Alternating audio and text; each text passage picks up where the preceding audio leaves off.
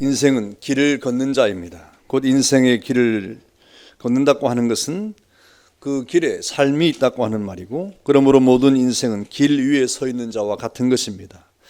그 길에는 시작이 있고 끝이 있습니다. 그리고 그 길 끝에 마침내 우리는 그 길을 잘 걸었는지에 대한 확인을 하게 되는 것이죠.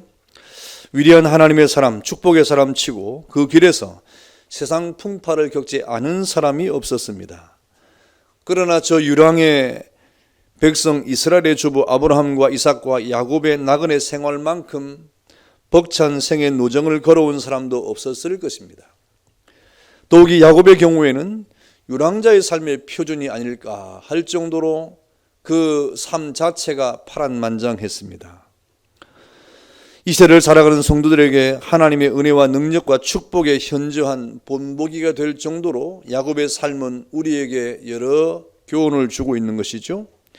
그 인생 노정에 있어서 격심한 소용돌이는 바로 어머니 뱃속에서부터 시작이 되었습니다. 서로 쌍둥이가 다투는 일부터 시작됐는데, 그리고 그가 뱃속에서 나올 때 형 에서의 발꿈치를 잡았다는 이 사실에서도 잘 나타나고 있습니다. 그래서 그 이후에 야곱은 발꿈치를 잡았다, 붙잡았다 하는 뜻으로 성경은 그의 풍파만을 인생을 이미 예고를 하고 있는 것입니다. 그는 조부 아브라함과 이삭의 나그네 생활의 중심지인 가나안 경내의 헤브론에서 시작해가지고 하늘문이 열린 베델의 환상과 외삼촌이 살았던 바단 아람에서의 20년의 고역의 생활과 다시 가나안으로의 귀향과 세겜에서의 공포스러운 삶과 그리고 베델의 또 다른 귀향, 그리고 베들레헴에서의 사랑하는 아내 라헬을 잃은 슬픔과 만년의 애굽으로 이제 이동을 해서 방랑 고객의 여정을 걸어갔던 그의 삶을 보면 그야말로 참 여러 가지 고난과 아픔이 많았던 것을 잘 알 수 있습니다. 우리는 지금 2020년이라고 하는 역사의 함선을 타고 이전에 지나지 못했던 길을 지금 지나가고 있습니다. 올 한 해의 역사가 마치 야곱이 가는 길과 같이 여울물에 누비치는 물결과도 같은 그러한 파고를 우리가 건너가고 있지 않습니까? 하나님께서는 야곱을 사랑하셔서 순간순간 야곱에게 풍파하는 여정에도 무언가를 붙잡고 그의 생을 일으키도록 하나님께서 기회를 주었습니다. 하나님은 야곱을 사랑하사 그가 여러 고난과 환난을 당할 때마다 무엇인가 붙잡고 일어설 기회를 주었는데, 그때마다 야곱은 그 하나님의 은혜를 믿음으로 붙잡고 일어섰다는 것이 얼마나 중요한지 모릅니다. 이것이 야곱의 매력이 아닐 수가 없지요. 넘어질 것 같은데 또 일어나고, 쓰러질 것 같은데 또 일어나고, 엎어질 것 같은데 또 일어나는, 여기에 야곱의 매력이 있는 것입니다. 그렇다면 야곱이 가는 그 길에 그가 붙잡고 일어선 것이 무엇입니까? 여러분, 야곱은 하나님의 복을 붙잡는 그런 길을 걸어갔습니다. 야곱이 그가 태어나면서 형 에서의 발꿈치를 잡고 나왔는데, 이것은 영적으로 하나님의 축복을 붙잡고 살아갈 야곱의 미래를 암시해 주고 있습니다. 하나님은 이 사실에 대해서 이 족속이 저 족속보다 강하겠고 큰 자가 어린 자를 섬기게 될 것이라고 하는 사건을 우리에게 보여준 것입니다. 로마서 9장 11절과 12절에는 이 일에 대해서 그 자식들이 아직 나지도 아니하고 무슨 선이나 악을 행하지 아니한 때에 택하심을 따라되는 하나님의 뜻이 행위로 말미암지 않고 오직 부르시는 이로 말미암아 서게 하려 하사 리브가에게 이르시되 큰 자가 어린 자를 섬기리라 하셨다고 말씀을 했습니다. 이것은 역사의 인생을 주장하시는 하나님의 절대 주권입니다. 사람이 개입할 수 없는 하나님의 절대 주권 가운데 나타났던 사실입니다. 하나님은 인간의 판단이나 조건에 구애됨이 없이 당신이 기뻐하시는 자를 친히 택하시고 당신이 원하시는 자를 크게 들어 쓰시는 하나님의 주권적 역사가 있음을 우리에게 말씀해 주고 있는 것입니다. 여러분, 하나님의 복을 붙잡은 야곱, 그는 그 장자의 축복을 붙잡았지 않습니까? 물론 그가 이 장자권을 잡은 방법에 있어서 비겁하고 교활한 방법을 사용했습니다. 우리는 여기서 그의 부정한 인간 정욕을 보게 되는데, 하나님의 섭리 역사를 거스르는 인간의 어두움을 야곱에게도 보이게 되는 것입니다. 그가 믿음의 조부로서의 그 성경에 이렇게 그 이름이 빛나고 있는데, 그럼에도 불구하고 야곱에게 이러한 인간적인 어두움의 역사를 우리가 보고 있는 것이죠. 그러나 야곱은 하나님의 축복의 위대함을 알았던 사람이었습니다. 그는 하나님께서 아브라함과 이삭에게 약속하신 계약을 믿었고 그 약속들이 자기를 통해서 이루어질 것을 잘 알았습니다. 하나님의 섭리를 그가 깨달았던 것이죠. 그러므로 그가 성취되리라고 예언된 계약은 어떻게 해서든지 실현시키려고 그가 무리한 욕심을 부린 것도 성경에 기록이 되고 있습니다. 그러나 그것을 취하기 위해서는 야곱의 이러한 매매 행위는 교활했고 그는 비록 장자의 명분이 하나님의 약속하신 것을 바라고 믿기는 했어도 목적이 수단을 정당화한다고 하는 비정상적인 원리와 결과만 좋으면 불법을 행해도 무죄하다는 생각으로 인류 역사를 어둡게 한 면이 분명히 있습니다. 사실 이것 때문에 야곱이 고생을 했습니다. 그가 이러한 마음 때문에 하나님의 축복을 받아야 된다고 하는 이런 강박관념과 그런 하나님의 섭리의 어떤 순전한 역사를 온전히 믿지 못함으로 이런 어두운 역사를 기록한 것은 사실이죠. 그래서 그는 뼈를 깎는 듯한 고난을 당하게 됐고 연단을 받았습니다. 그리고 이로 인해 믿음의 세계는 목적과 수단이 정당해야 함을 우리에게 또 가르쳐주고 있는 겁니다. 그래서 이 시대를 살아가는 저와 여러분들은 어떤 하나님의 섭리를 깨닫고 그 목적을 향하여 나갈 때 무리한 인간적인 방법을 써서는 안 됨을 깨달아야 됩니다. 하나님의 뜻이 우리에게 약속되어진다고 할 때 그 약속이 언제 나타날 것인가 하는 그런 기대와 소망을 가지고 인내로서 기다릴 때 우리가 그 하나님의 선한 역사를 기쁨으로 맛보게 될 것이다 하는 그런 인내의 믿음을 가져야 되는 것입니다. 그러나 여기서 우리는 깨달을 것은 무엇입니까? 이 야곱이 얼마나 하나님의 축복을 갈망했는가 하는 이러한 사실은 인정하지 않을 수가 없는 것이죠. 그의 중심은 하나님의 세계를 붙잡으려고 하는 그런 마음이 컸습니다. 축복의 미래를 붙잡으려고 움직였던 야곱의 생애를 우리가 보고 있지 않습니까?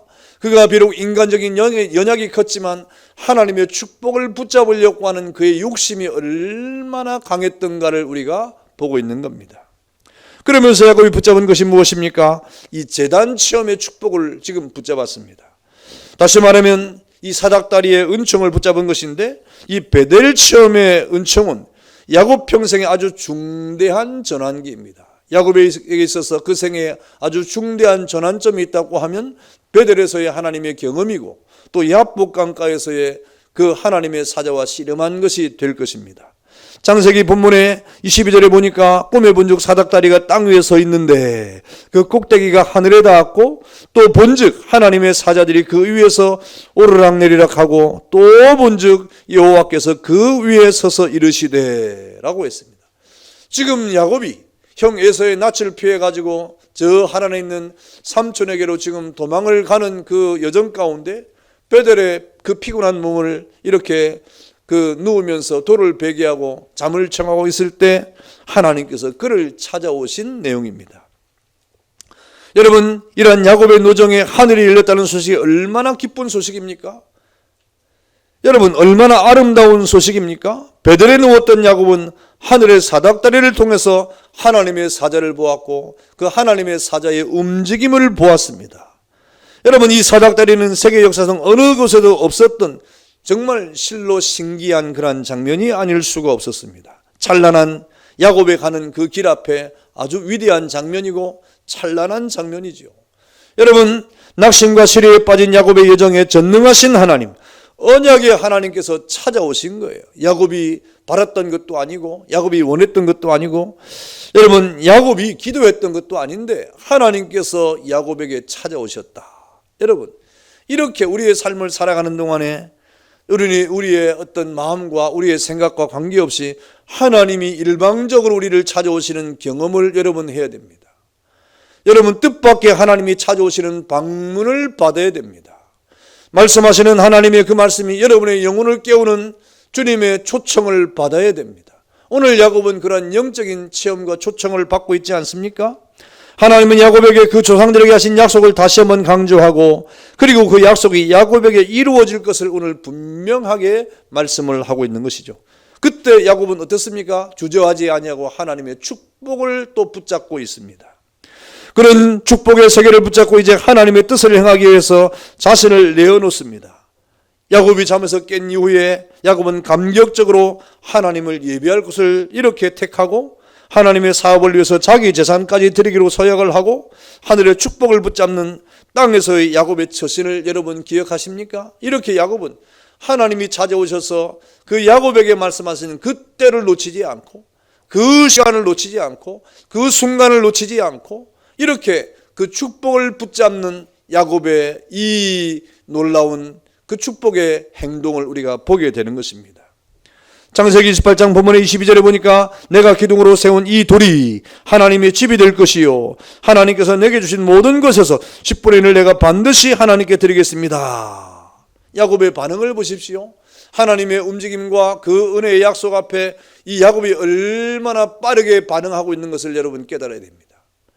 더디하지 아니하고 이렇게 머뭇머뭇하지 아니하고 하나님 앞에 그 야곱이 받을 이 축복의 내용들을 이렇게 고백하고 선언하는 이 사건들을 통해서 그 야곱이 얼마나 하나님 앞에 영적인 반응이 빠른 사람이었던가 하는 것을 우리는 깨닫게 되는 것입니다. 여러분, 오늘 우리에게는 야곱이 붙잡은 사닥다리 이상의 것이 있지 않습니까? 요한복음 1장 51절에 보니까 하늘이 열리고 하나님의 사자들이 인자 위에 오르락 내리락 하는 이 십자가의 사닥다리를 우리에게 예표를 하고 있습니다. 여러분, 야곱이 그 베델에서 보았던 하늘과 땅을 연결하는 사닥다리, 그것을 통해서 야곱이 은혜를 받고 그것마저 붙잡으려고 얼마나 야곱이 발버둥을 치고 있습니까? 여러분, 이 시대에 현대를 사랑하는 저와 여러분들에게 야곱에 비해서는 정말 여러분 비교 가치가 안 되는 하늘의 사닥다리를 우리가 받고 있는데 그것이 바로 하늘과 땅을 연결해서 이 땅에 죄인된 저와 여러분들을 저 영원한 하나님의 나라로 이끌어가는 예수 그리스도의 사닥다리임을 믿기를 축원합니다. 그 사닥다리를 통해서 예수님의 구속의 사닥다리를 통해서 하나님의 축복이 우리에게 내려오는 거예요. 여러분, 우리는 그것을 붙잡아야 됩니다. 그것이 우리의 사는 길이에요. 야곱이 사는 길이 바로 그 사닥다리를 통하여 하나님의 은혜를 붙잡았던 것처럼 여러분, 우리가 이 땅을 사는 방법이 무엇입니까? 예수 그리스도의 십자가의 사닥다리를 붙잡는 것이 여러분의 영과 육이 사는 길임을 믿기를 축원합니다. 여러분, 우리는 이 일을 향하여 움직여야 되는 거예요. 가만히 있으면 안 됩니다. 여러분, 움직여야 되는데 우리의 방향과 목적이 바로 이러한 사닥다리를 향하여 움직이는 것입니다. 바로 예수님은 신령한 은혜의 사닥다리인 것입니다. 야곱의 생애 여정의 베델의 장면은 영원히 야곱의 가슴에 살아있었습니다. 여러분, 마찬가지로 우리의 생애 여정 속에 이 십자가의 사닥다리의 이 장면은 여러분의 삶 가운데 지워지지 아니하는 영원히 살아있는 생명의 사닥다리가 될 때 여러분, 낙심하고 시리에 빠지고 때로는 고난이 찾아올 때 그 사닥다리를 붙잡는 힘으로 우리는 또다시 일어나게 될 것이다. 그런 은혜가 있기를 축원합니다. 여러분을 다시 일으키고 여러분을 다시 소생하게 하고 여러분에게 힘과 용기를 주는 것은 다른 것이 아니라 바로 예수를 붙잡는 데 있음을 깨닫기를 축원합니다. 또 오늘 야곱은 야복강가에서 하나님의 사자를 붙잡았습니다. 그 야곱이 가는 그 길 앞에 정말 잊을 수 없는 인생의 여정 가운데 한 사건이 바로 야복강가의 사건 아닙니까? 야복강가에서 야곱은 큰 위기를 만났습니다. 다시 말하면 형 에서가 군사 400인을 거느리고 원한의 복수를 하러 이 야곱을 지금 맞이하고 있기 때문에 그렇습니다. 야곱은 역시 자기의 민첩한 수단을 동원해서 양떼를 두 떼로 나누고 형의 마음을 사기 위해서 기름진 짐승의 선물을 앞으로 이렇게 보냈습니다. 그럼에도 야곱은 불안했습니다. 그리고 모든 가축을 먼저 보내고 강을 건너 보내고 그리고 자신의 처자들도 다 먼저 보내고 자기 홀로 야복 강가에 남아있는 불안한 그런 이 모습을 보이고 있지 않습니까? 야곱은 이렇게 홀로 남았습니다. 야곱 생애에 큰 위기를 만났습니다. 앞으로 나가면 죽는 길이요 뒤로 물러설 길도 없는 그야말로 진퇴양난의 그런 야곱의 생애에 아주 위급한 그런 위기의 순간 아니겠습니까? 야곱은 이렇게 모든 가축과 가족을 다 건너게 하고 야복강가에 홀로 남아있을 그때에 거기서 또 하나님이 찾아오지 않습니까? 하나님이 또 기회를 주시는 거예요. 이렇게 하나님은 야곱을 사랑했다 이 말입니다. 여러분은 하나님의 사랑을 받은 자들이 아닙니까? 그러므로 하나님이 여러분을 이렇게 찾아올 때 그 하나님의 오심을 여러분 붙잡아야 된다 이 말입니다. 그것이 우리가 살 길이에요. 이렇게 이상한 족소를 만난 야곱은 밤새 씨름을 했는데 야곱은 이길 힘이 없었습니다. 그러나 야곱은 끝까지 그 사자를 붙잡았습니다. 이길 수 없었지만 끝까지 붙잡았어요. 이길 수 없었지만 끝까지 놓지 않았어요. 이길 수 없었지만 그는 그 하나님의 사자를 이렇게 끝까지 붙잡고 놓지 않았습니다. 여태껏 못 이겨본 일이 없는 야곱입니다. 형 에서도 이기고 또 여러 가지 상황도 이기고 고통도 이겨냈던 야곱이었는데 도무지 그 하나님의 사자를 이길 수가 없었습니다. 그러나 끝까지 붙잡으니까 그 하나님의 사자가 야곱의 환도뼈, 곧 허벅지 관절을 쳤습니다. 그러면서 야곱은 결사적으로 사자를 붙잡고 매달렸습니다. 그때 하나님의 사자가 나로 가게 해라 라고 그렇게 말했습니다. 그때 야곱이 말하기를 당신에게 축복하지 아니하면 가게 하지 않겠습니다 하고 비장한 결단을 하면서 끝까지 놓지 않은 야곱의 그 끝까지 붙잡은 이 용기를 여러분 우리는 생각합니다. 여기에 하나님의 사자가 야곱과 밤새도록 씨름하면서 야곱을 이기지 못했다고 하는 것은 여러분 하나님의 사자가 야곱보다 힘이 없어서 이기지 못한 것이 아니라 야곱의 필사적인 강구를 외면할 수 없었다는 거예요. 하나님의 사자가 야곱을 뿌리치고 얼마든지 갈 수 있습니다. 그런데 그 야곱이 필사적으로 이렇게 간구하면서 하나님의 사자를 붙잡는 그 야곱의 애절함을 하나님의 사자가 외면할 수 없었던 것입니다. 또 하나님의 사자가 나로 가게 하라는 것은 부탁이 아니라 명령입니다. 그래서 얼마든지 뿌리치고 갈 수가 있는 겁니다. 하나님의 사자가 힘이 없어서가 아닙니다. 그러나 그렇게 말씀하신 것은 그 육신까지 망가져서 환두뼈가 골절된 이 야곱이 과연 하나님을 끝까지 붙잡고 있는가 하는 그 의지를 지금 시험하고 있는 거예요. 여러분들에게 연약에 빠질 때가 있지 않습니까? 낙심될 때가 있지 않습니까? 모든 것을 포기하고 싶을 때가 있지 않습니까? 그냥 모든 것을 놔버리고 싶을 때가 있지 않습니까? 그런데 오늘 하나님의 사자는 그렇게 오늘 야곱의 육신이 망가지고 모든 것이 지금 파탄에 날 지경 앞에서도 지금 환도뼈가 부러지고 위골된 가운데 몸도 상하고 마음도 상하고 영혼이 상한 이 야곱이 정말 하나님 앞에서 끝까지 그 하나님의 사자를 붙잡고 있는가를 지금 시험하고 있는 겁니다. 이것은 마치 아들 이삭을 주시고도 아브라함의 믿음을 시험하시기 위해서 아들을 바치라고 하는 시험과 같은 것이죠. 그러니까 야곱도 그런 시험을 하나님 앞에서 받은 거예요. 테스트를 받은 거예요. 그러나 하나님의 시험은 자기 백성을 넘어지게 하심이 아닙니다. 축복하시기 위함인 것입니다. 하나님은 야곱을 복 주시기를 원하셨던 분이에요. 하나님은 야곱을 사랑하신 분이에요. 하나님은 야곱을 통해서 하나님이 일을 하고 싶은 분이에요. 그래서 야곱에게 그 기회를 지금 제공하고 있는 것이고 야곱은 그 기회를 놓치지 아니하고 하나님의 축복을 지금 붙잡고 끝까지 하나님 앞에 내게 복을 주지 아니하면 나는 놓지 않겠습니다 라고 말을 하고 있는 것입니다. 여러분 이때 야곱은 아무것도 없었습니다. 세상도 자신도 양떼도 형도 처자도 놓치면 죽고 붙잡으면 산다고 하는 야곱의 태도 아닙니까? 이제는 모든 것을 다 먼저 떠나보내고 이제 이것마저 놓으면 나는 죽는다 이 말입니다. 그래서 놓지 아니하고 자신의 살 길을 지금 찾아가고 있는 겁니다. 홀로 남아 하나님의 사자와 대결하는 사생결단의 이 판국과 최후의 결단만이 남아있는 이 순간에 야곱은 모든 것을 놓지 아니하고 끝까지 다시 한번 하나님의 사자를 붙잡고 하나님의 축복을 붙잡았다고 하는 것입니다.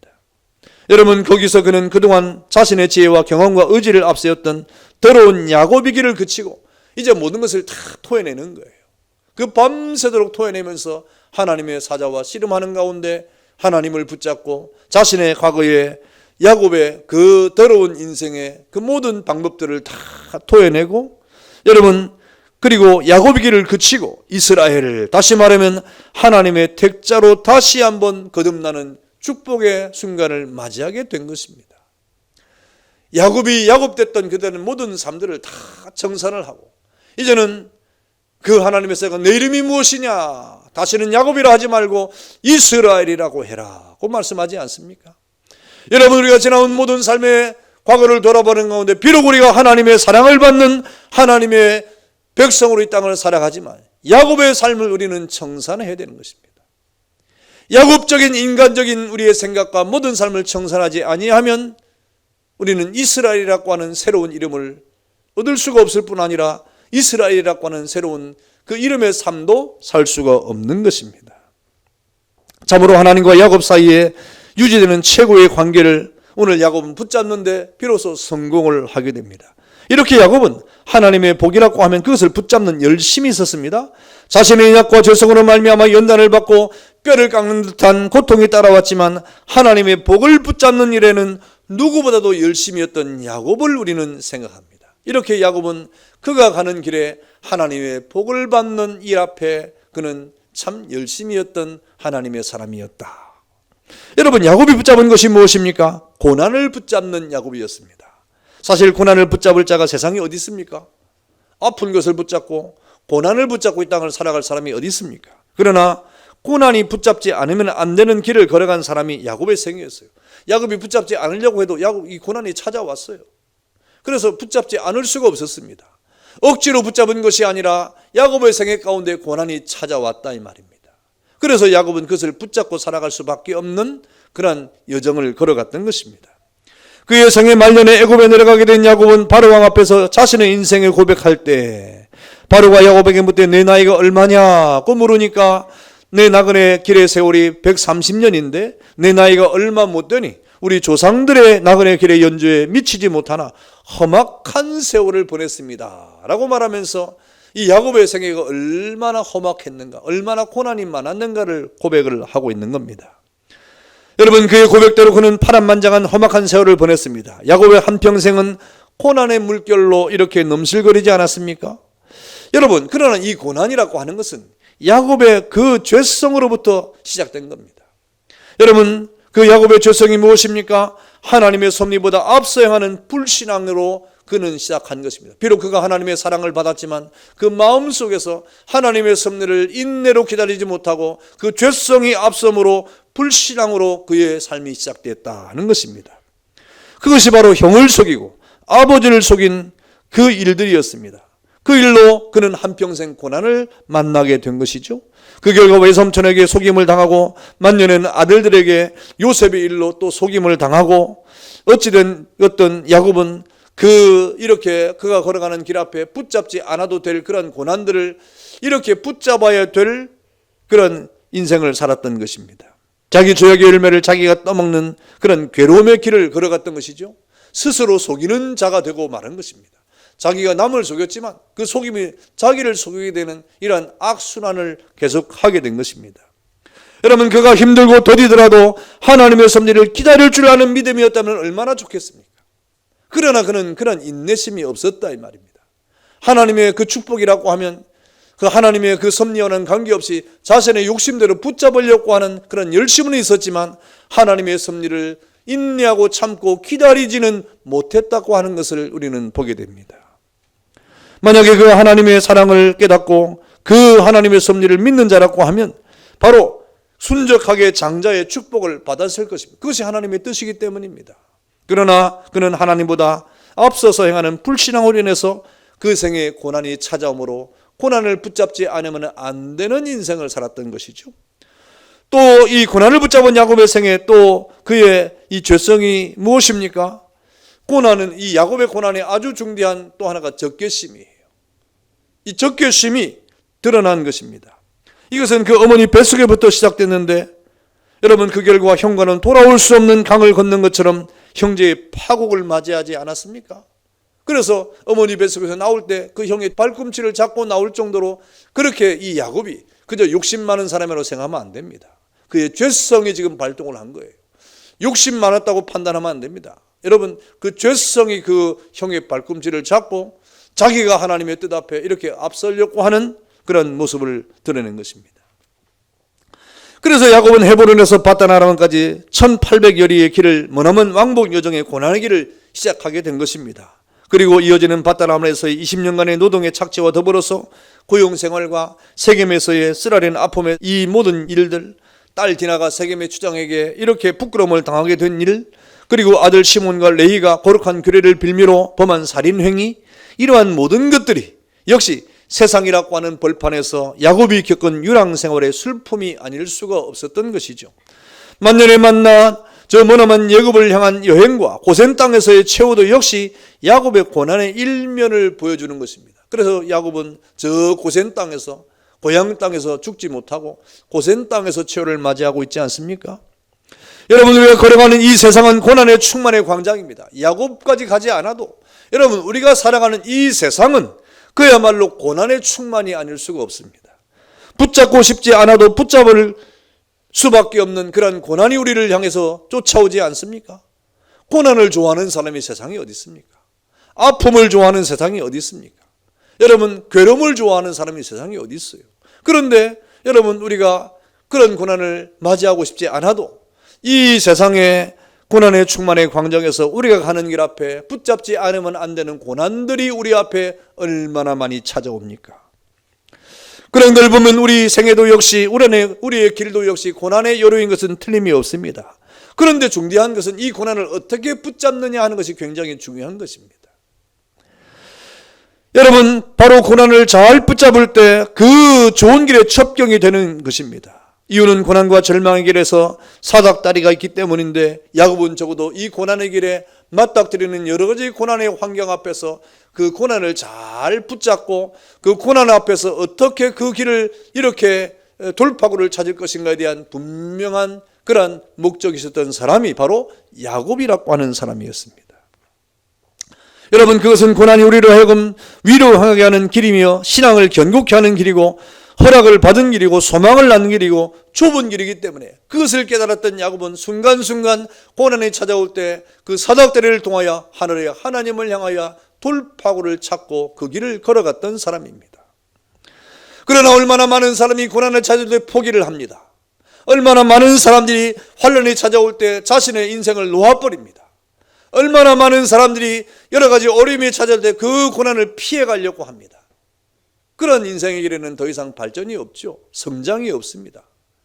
그러나 야곱은 그 고난을 그대로 맞이하는 가운데 그 고난길 앞에 자기가 힘이 있어서 돌파한 것이 아니라 하나님의 은혜가 있었다는 겁니다. 그것이 바로 야곱에게 있어서의 사닥다리의 은혜가 아니겠습니까? 야곱은 그런 고난의 현장 앞에 그 자신의 그런 모든 삶의 목적을 하늘로 향해서 하늘의 사닥다리를 향하여 하나님의 위로를 받고 그 모든 고난을 돌파했던 것을 우리는 깨닫습니다. 여러분, 야곱이 이러한 고난을 붙잡았다는 것이 무슨 뜻입니까? 그 고난 앞에 쓰러지거나 낙심하지 아니하고 그 가운데 하나님의 은혜를 찾고 붙잡았다고 하는 거예요. 그래서 야곱은 고난이 있을 때마다 베델의 하나님을 기억했습니다. 고난이 닥칠 때 여러분, 베델로 올라가자라고 외친 사람이 이 야곱이 아닙니까? 그래서 이 야곱의 고난의 길은 비록 그가 고난을 걸었지만은 고난으로 끝나지 않고 고난으로 인생을 마감하지 않고 고난길에서 다시 사는 길을 붙잡았다 하는데 야곱의 매력이 있는 거예요. 여러분, 그러므로 우리 이 땅을 살아가는 하나님의 백성들은 고난을 잘 붙잡아야 됩니다. 그리고 그 고난을 통하여 하나님의 뜻을 바라봐야 되는 겁니다. 결국 야곱은 승리를 붙잡은 길을 걸어갔습니다. 여러분, 어느 무로 보든지 야곱의 가는 길에는 결과적으로 축복의 길이요 승리의 길이었던 것을 우리는 기억합니다. 장자의 명모를 얻는 데 있어서도 그는 승리를 붙잡았습니다. 에서와의 사백인의 대결에서도 그는 승리를 붙잡았습니다. 천사와 씨름하는 경쟁에서도 그는 승리를 붙잡았습니다. 자손들에게 거룩한 축복을 나누어주는 마지막 삶에 있어서도 그는 축복을 붙잡았는데 거기에 위대한 메시아의 샛별을 나누는 일까지 있었고, 사실상 이런 야곱의 인생의 총결산을 통하여 그 자녀들에게 축복을 했습니다.